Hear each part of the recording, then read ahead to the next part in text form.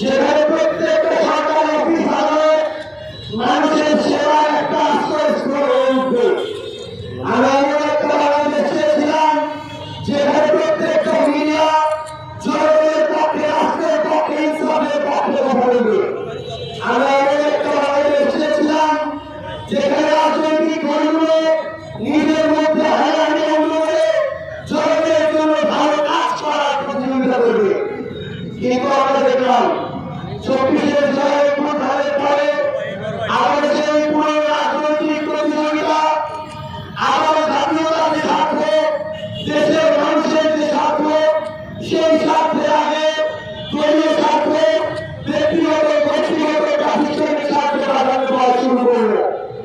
আমরা দেখলাম একটা গোষ্ঠী রাজনীতি হলো, কেউ নতুন করে মানুষ ব্যবসায়ীদের সেন্টার দেওয়া শুরু করলো, কেউ নতুন করে ধর্ম করা শুরু করলো, কেউ নতুন করে খালের মধ্যে দাঁড়াগিরি করা শুরু করলো। একটার পর একটা পুরনো যে কালচার, সেই কালচারগুলো আমাদের মধ্যে আবার ফিরে আসতে শুরু করলো।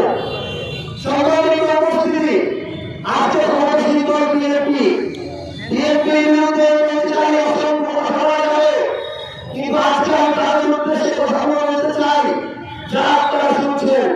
আমি জানি এখানে আপনারা যারা আমাদের কথা শুনছেন, কেউ হয়তো ছাত্রদের ভোট দিয়েছেন, কেউ জানি বাংলা, কেউ ধানের শীষে, কিন্তু